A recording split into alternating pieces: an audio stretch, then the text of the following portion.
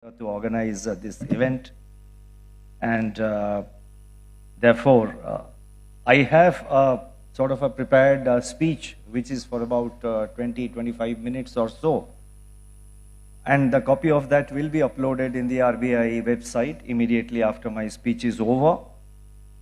But in between I may deviate and make a few points here and there depending on the level of the response of the audience which I see.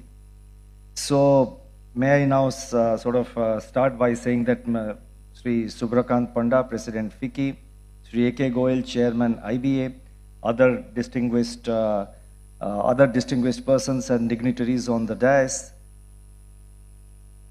respected members of FICCI IBA, and leaders and other participants from both the financial sector and the real sector, ladies and gentlemen, members from the media who are present here. Once again, a very warm good morning to all of you. I'm indeed thankful to FICCI and IBA for once again inviting me to participate in this FIBAC conference. This is the third event I am participating. The first one was in 2019. Then again last year, and now. As momentous changes are taking place in the financial and business landscape, events like this provide us an opportunity to industry leaders, bankers, and policymakers to deliberate on issues of our times and crystallize our thoughts for future guidance. Today, the world is grappling with an unrelenting and unending string of challenges since 2020. Geopolitical conflicts, geoeconomic fragmentations, volatile commodity prices, uncertainty in trajectory of monetary policies and their macro-financial implications, increasing frequency and ferocity of climate shocks, all these prevailing together present a very complicated and, should I say, deadly mix of challenges. And these challenges are not just for policymakers, but for every player who is there in the business world, every player who is there in the industry world, every player who is there in the financial sector. Historical regularities are looking improbable, and policymakers are being put to test.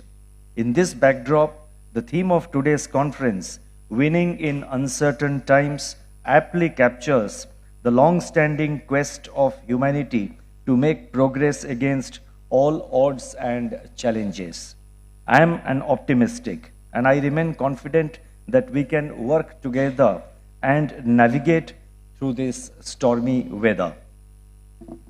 In tune with the theme of the conference, I would like to touch upon the Reserve Bank's policies and actions in the last 1.5 years in particular to maintain macroeconomic stability.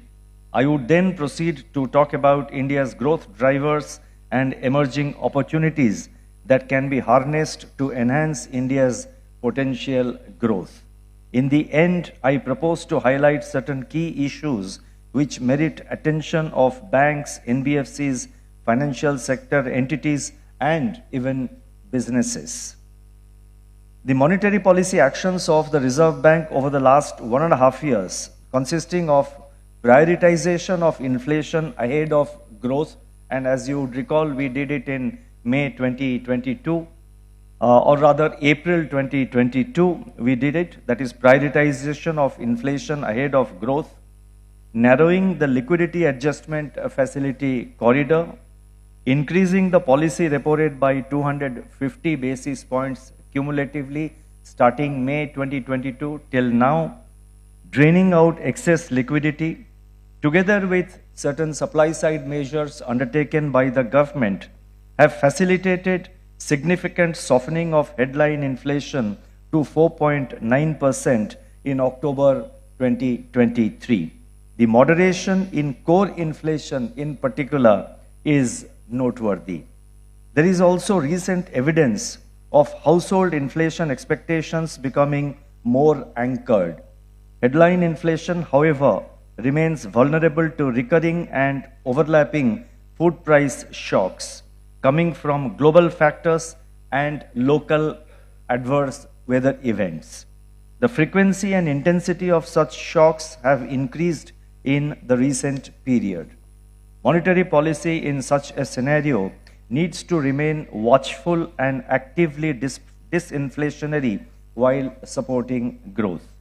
I must add that our actions over the past 1.5 years did not engender any financial stability risks as witnessed in some advanced economies in the early part of 2023.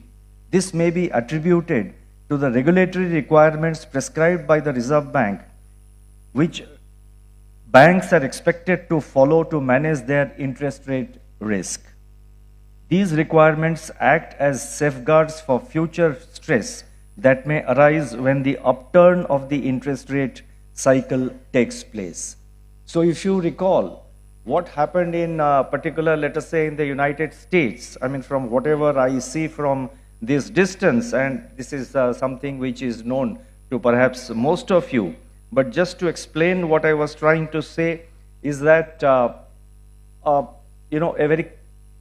very interest rate increase of very high order in quick succession led to a situation where the banks and the other lending institutions came under stress. I don't blame the Fed for it. The US Fed was probably doing its job because they had to bring down inflation. High inflation is a challenge, is I think a complete no in the US economy. So Fed was completely focused on inflation. But the financial institutions and the banks, perhaps they had not adequately factored for the change in the cycle, for the cycle to turn down. That is, perhaps there was a belief that this low for long interest rates remaining low for long will continue to remain long and perhaps will continue to remain so till eternity. Now that's a fundamentally wrong assumption. So therefore, whenever interest rates are low or any situation, I think one has to always prepare one has to always keep his balance sheet so resilient that it's able to withstand the shocks which may originate when the cycle turns. So I think perhaps that is something which happened, and lot of literature is already written on this. There will be more research as to what happened in the United States banking sector. But so far as the Reserve Bank is concerned, we are fully mindful of such possibilities because we have seen them in the past. And having seen them in the past, the Reserve Bank, as the bankers who are present here, they would very well know. We have, for example, we have prescribed capital and liquidity requirements, and we have made them uniformly applicable to all scheduled commercial banks, irrespective of their asset size and exposure. I'm talking about scheduled commercial banks. We have also investment fluctuation reserves requirement, which the banks and which the banks are expected to create, and they have created. We have also introduced valuation guidelines valuation guidelines on available for sale category of investments, and which are pretty stringent. And our approach has been fairly conservative in this regard. So therefore, so far as India is concerned, we did not see the kind of financial stress or the banking stress because our regulatory requirements ensured that the banks themselves had taken the required steps, and they were ready for a change in cycle and for a regime where interest rates are tightened and interest rates are increased by the central bank. Also, what helped was that our calibrated approach in increasing the interest rates. Recently, in a speech which I delivered in Delhi, those of you who are interested may like to have a look at it at the Kautilya Economic Conclave. There, the theme of my address was the interdependence between price stability and financial stability. Now, price stability is very important for financial stability. Financial stability is also very important to ensure price stability, and there is an interplay between the two. And in that speech, I have tried to explain and tried to demonstrate by using certain, recent examples, how sometimes excessive focus on one at the cost of the other can generate potential stress. And I have argued that what is therefore required in all situations is to take a balanced approach, and you need, both price and financial stability, they need each other. But that balanced approach is necessary so far as policymakers are concerned, because financial stability ultimately is the backbone for any country's growth, and price stability also is something which impacts not only household consumption, not only the standard of living of the people, but it also impacts financial stability. So I'm not going further detail into that, but let me now move on. Now, on exchange rate front, I was talking about our recent policies and the recent situation that prevails. On the exchange rate front, the Indian rupee has exhibited low volatility and orderly movements relative to peers despite elevated US Treasury yields and strong US dollar. It's different that in the recent last 3-4 days, the US, the Dixie has sort of slightly softened, and the Treasury yields in US also have softened, but that's only in the last 3, 4, or 5 days. Now, movements in the Indian rupee are, as we see them, movements in the Indian rupee are consistent with the strength of the underlying macro fundamentals of our economy and the reassuring availability of buffers, that is the foreign exchange reserves, which we have built up. So I was just talking about, what I have just said. Let me clarify for, it's open to interpretation, but let me also make it very clear to my media friends and other analysts who are present here, and all of you who follow the, the monetary policy very closely. I'm not giving any forward guidance or indication so far as the next monetary policy is concerned, which is coming up on the, which is coming up on the 8th of, the announcement will be on the 8th of December. I'm not giving any forward guidance, but I would just like to slightly deviate, slightly, step aside and just explain to you our approach. I did say that inflation has moderated, but I did say that the overlapping and continuing shocks are, especially from food inflation, is causing tremendous volatility and can act and provide upward pressure on the headline inflation, because ultimately it is the headline inflation which is our target. Having said that, I also mentioned that core inflation has softened, and I think that is demonstrative. Somewhere I think that gives us the conviction that monetary policy seems to be working. Now, having said that, we are completely focused on the 4% target. I have said it again and again that we maintain an Arjuna's eye on the inflation target. We keep an Arjuna's eye on inflation, on inflation, and we are completely focused on inflation. But at the same time, let me just, say sort of make it a little nuanced, and let me sort of try to explain it in a different way. If you recall, the child Arjuna was completely, when Dronacharya was, those of you who have read Mahabharata, and I presume everyone is aware of what the Mahabharata is all about. Now, when child Arjuna was asked by Guru Dronacharya to focus, to take aim on that parrot which was there on the tree. Now, the other princes, the other Kaurava and Pandava princes, somebody said, I'm seeing the tree, somebody said, I'm seeing the bird, somebody said, I'm seeing the sky. It was only Arjuna who said that I only see the eye of the parrot. So the child Arjuna was completely focused on the target. Like that, the central bank is completely focused on the target. But think of another situation in Mahabharata when the youth Arjuna was there was participating in the Swayamvara. He had to take aim on the fish which was rotating on the top, revolving on the top, and he had to take aim through the water. So he had to also completely focus on the eye of the fish because he had to hit the eye of the fish which was hanging, upside down.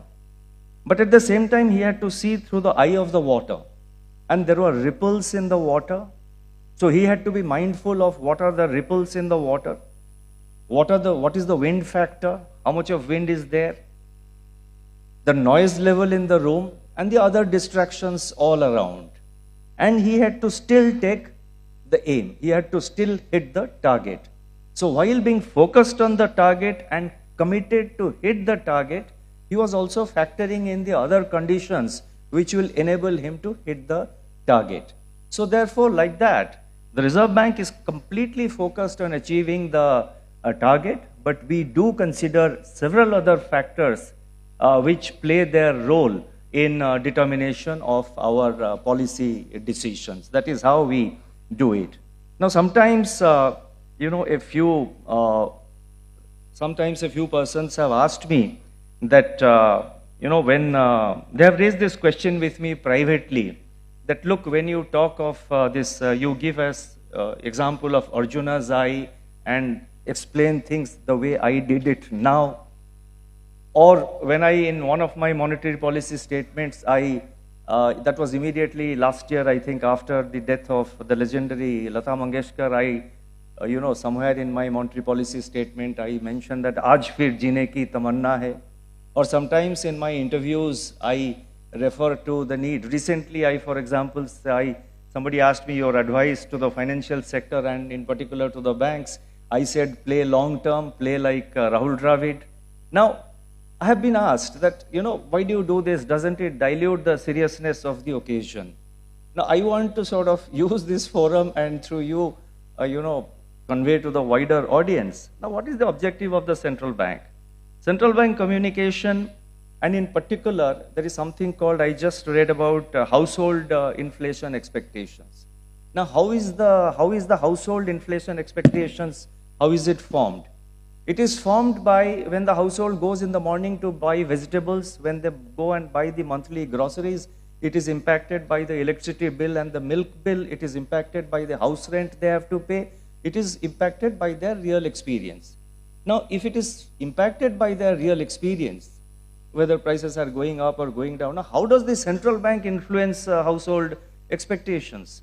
The central bank can influence household expectations, inflation expectations, one, by taking actual action, that is increasing interest rates or tightening liquidity, measures like that, which are real actions, and backing it up with appropriate communication.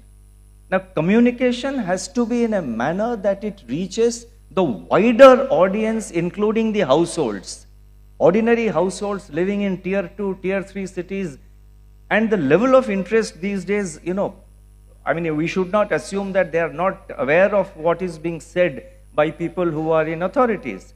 When I take a flight, you will be surprised to know that, people who you would expect they're not aware of what is happening in the financial sector. They come up to me and ask, I was going through the security check. So that guy, the CISF Jawan was doing the security check, and after he completed, he said, sir, can I ask you a question?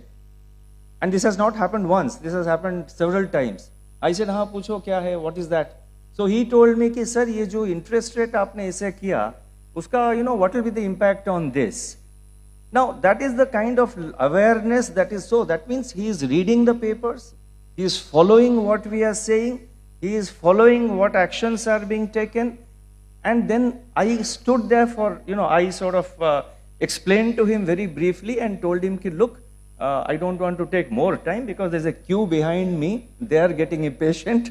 So therefore, in brief, this is the position. And he was very happy. So therefore, if the central bank, which is to influence household inflation expectations, its communication has to be in a manner that it reaches the wider audience. Now just imagine if I say, that we are completely focused on inflation targeting, but we keep in mind multifarious factors including global, domestic, local. Now, it's all right. The audience here will understand, but then what sense it makes to the wider audience? So when I explain it by using the simile from, from Mahabharata, the draw parallel to Mahabharata and explain it, Arjuna in his youth and Arjuna as a child, I think at least I am convinced, somebody may not agree with my communication method, but I am convinced that I think we are reaching out to a wider audience. So that is why it is necessary that central bank communication in these times do play an important role. And over the last, ever since the COVID in particular, it was before that also it was there, but particularly after COVID, when the country and the whole world was facing multiple shocks, I and my colleagues in the Reserve Bank have been very, very careful in, in our communication to the wider audience. Now, as many business leaders are present here, let me now dwell upon India's growth drivers and the opportunities that lie ahead. The Indian economy rebounded strongly from the COVID-induced contraction of 5.8% in 2021 to a growth of 9.1% in 21-22 and 7.2% in the last financial year 22-23. India's real GDP is expected to grow by 6.5% both in the current year 23-24 as well as the next financial year 24-25, and that would make India one of the fastest growing economies in the world.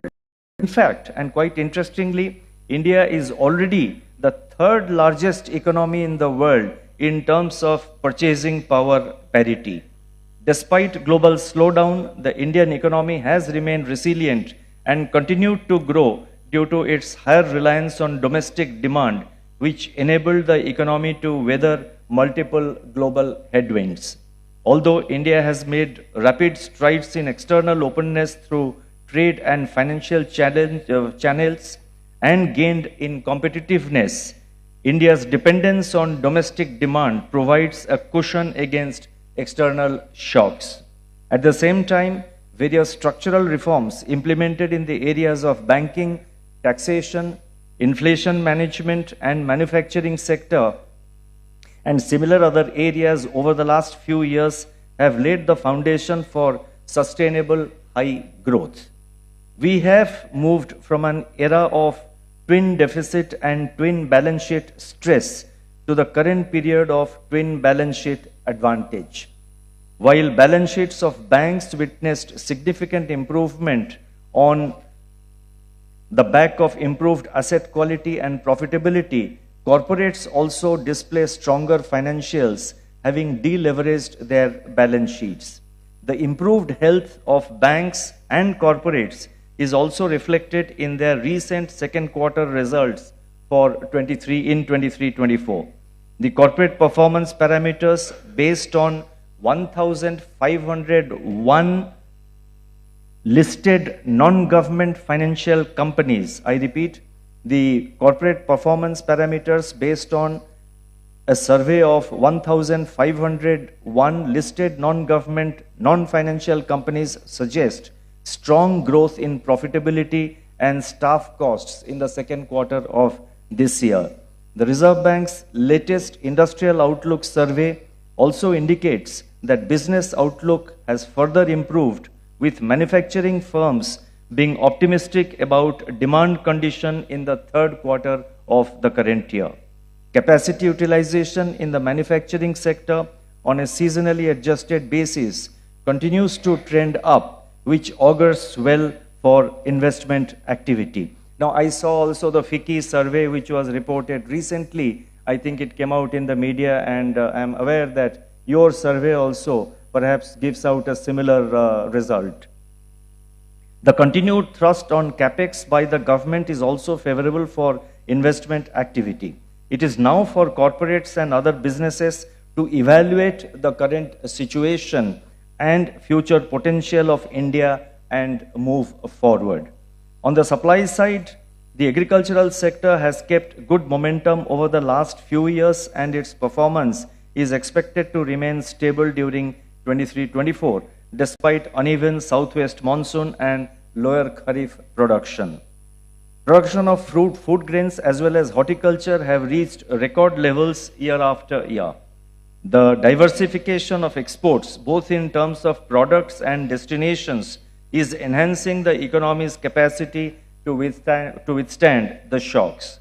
The agricultural sector continues to provide employment to a large part of our workforce. Now, there are, however, several challenges relating to productivity gaps, water usage and irrigation facilities, shifting consumer preferences, and sudden weather events, all of which do impact the agricultural sector. Now, all these require heavy investments in infrastructure and innovation to modernize the agricultural sector and realize its true potential for achieving higher productivity, more efficient access to markets, maximizing farmers' income, and increasing its contribution to the GDP, that is, increasing the contribution of the agriculture sector to GDP. As a nation, we must find a way of carrying out certain reforms, especially in the area of agricultural marketing and the connected value chains.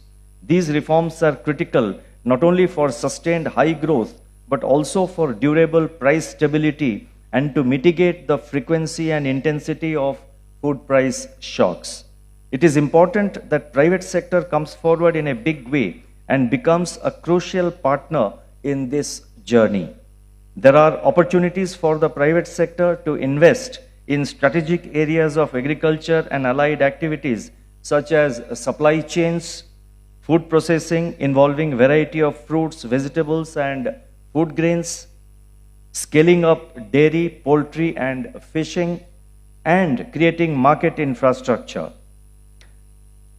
Private sector can also accelerate farm to firm, that is agri-industry linkage, and improve the efficiency of the entire value chain right up to the end consumer.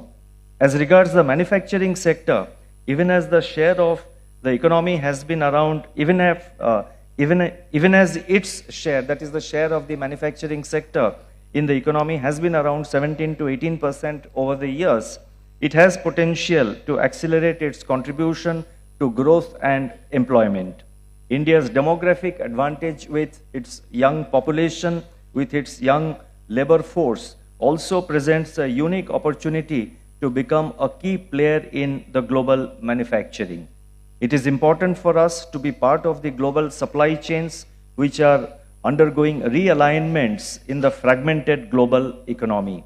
Initiatives like the production-linked incentive, that is the PLI scheme of the government, create conducive conditions to enhance the share of manufacturing in our GDP. Sectors such as smartphones, large-scale electronics, pharma, food processing, auto and auto components have recorded good performance under the PLI scheme. There is also huge potential in emerging areas such as aerospace and defense, low-carbon technologies, electric vehicles and semiconductors, and similar other areas. Our efforts towards building robust public digital infrastructure, which is fostering digitization and ease of doing transactions across the spectrum, will continue to provide strong fillip to technology adoption and productivity. At present, now I would like to turn to the services sector. At present, the services sector contributes the largest share in India's GDP and remains an anchor of India's overall growth. The Indian services sector is fast adopting new technologies such as artificial intelligence, Internet of Things, cloud computing, and data analytics to improve service delivery, reach, and competitiveness. The newly emerging startups are also largely concentrated in the services sector. There is a steady shift from low-skill, consumer-oriented services towards more technology-enabled business services. Indeed, there is a case for Indian businesses to recognize this undercurrent and work towards upscaling their activities to meet the external demand in this sector. In fact, India commands a strong external position thanks to the strength of our services exports, which have largely remained resilient. They have supported India's current account deficit, even as merchandise exports have been under pressure in the face of weakening global demand.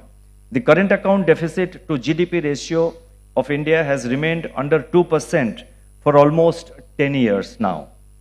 India's services exports are diversifying from information technology related services to other professional services such as business development, research and development, professional management, accountancy, and legal services. Overall, India's growth journey, with active participation of the manufacturing and services sectors and dependence on domestic demand, could be self-fulfilling in the years to come. Let me now turn to the financial sector. As the Indian economy strives to grow in an evolving and uncertain global environment, it is imperative that our financial sector remains strong. The Indian banking system continues to be resilient, backed by improved capital ratios, asset quality, and robust earnings growth. The financial indicators of non-banking financial companies, that is NBFCs, are also in line with that of the banking system as per the latest data available. While banks and NBFCs are showing good performance now, sustaining it requires concerted efforts.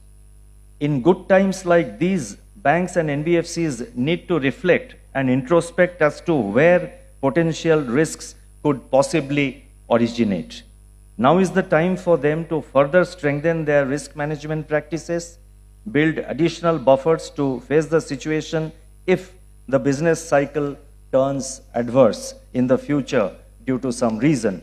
Now, we are quite optimistic about our business cycle, we are optimistic about our growth, but I think good governance, a good management practice would be to remain prepared if due to some unforeseen reason the cycle turns, then whether to what extent the balance sheet of banks, NBFCs and other financial institutions are resilient.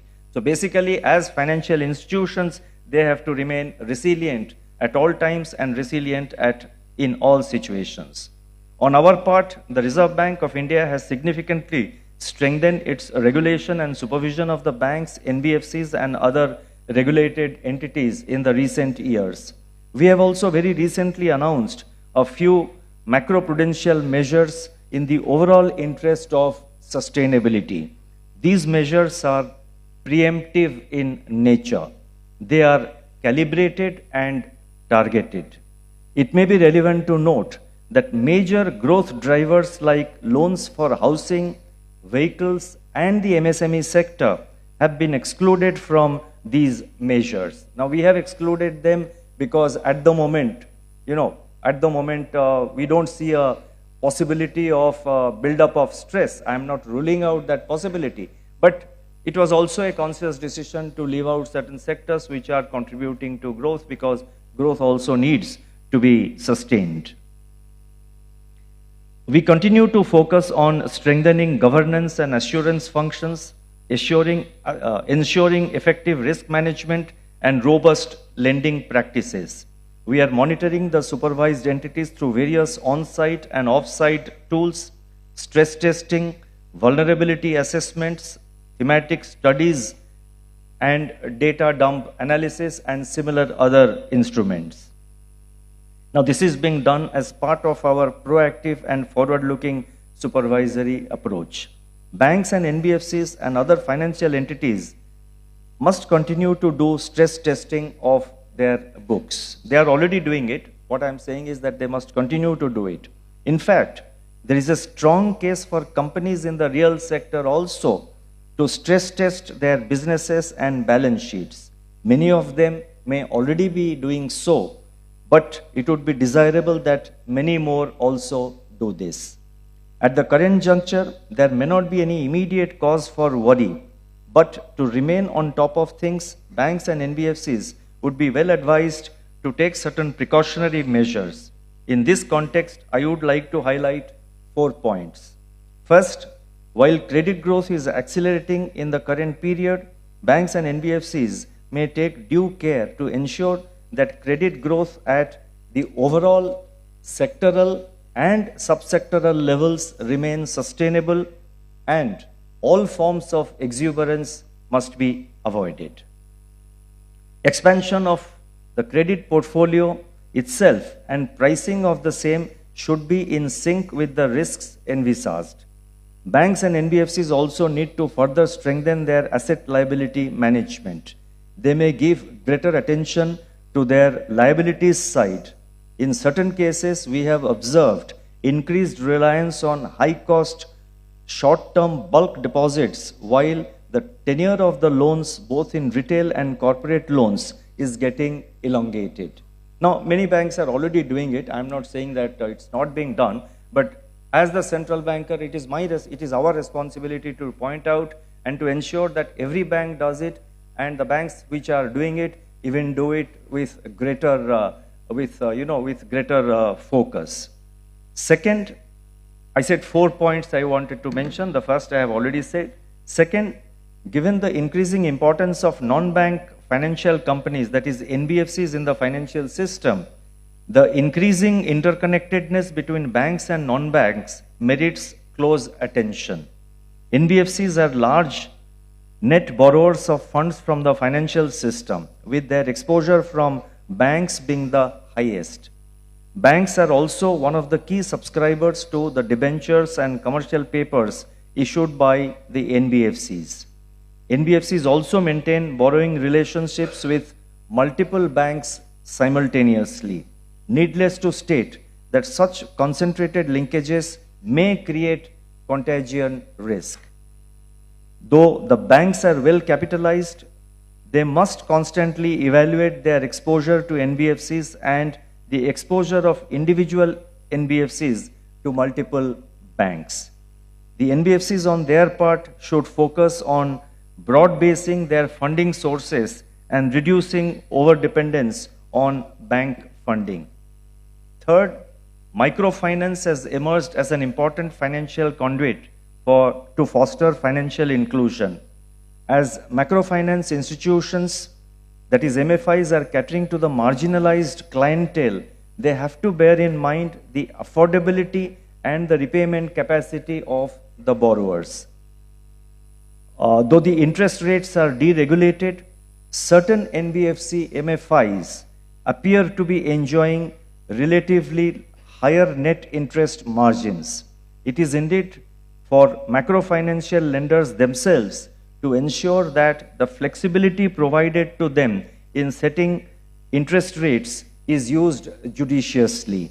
They are expected to ensure that the interest rates are transparent and not usurious. Fourth, the increased collaboration of banks and NBFCs with fintechs is facilitating introduction of innovative products and services and new business models. Digital technologies are offering a powerful medium to access banking and financial services. This has brought down the operational costs and helped in enhancing the reach of financial services, of the financial service providers. An important aspect that merits attention in this context is with regard to model-based lending through analytics. Banks and NBFCs need to be careful in relying solely on preset algorithms as assumptions based on which the models are operated. These models should be robust and tested and retested periodically. They may require to be calibrated and recalibrated from time to time based on the changing contours of the financial ecosystem and fresh information. It is necessary to be watchful of any undue risk buildup in the system due to information gaps in these models, which may cause dilution of underwriting standards. Now, let me try and conclude. We are living in highly uncertain times in an interconnected world. New risks are emerging from time to time. New sources of risk are also coming up.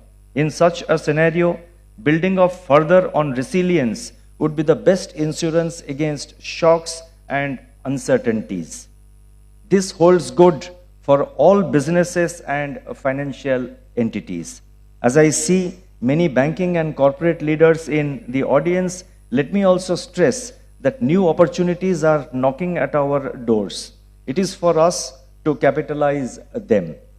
There are There has to be greater focus on investment in capacity building, skilling of human resources, and adoption of newer technology by all players, whether from the real sector or from the financial sector. The international confidence on India's prospects is at a new high. It is an opportune time to make this India's moment and work towards strong, sustainable, and inclusive growth. Thank you very much.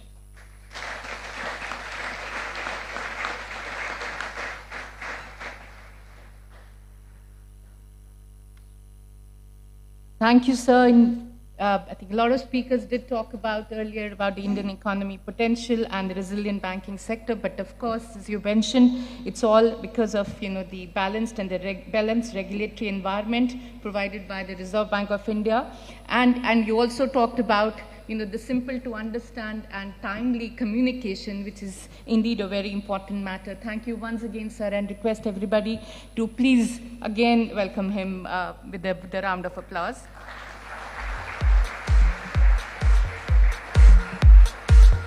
May I now request Mr. Sunil Mehta, Chief Executive IBA, our partners in this event, for the concluding remarks, please.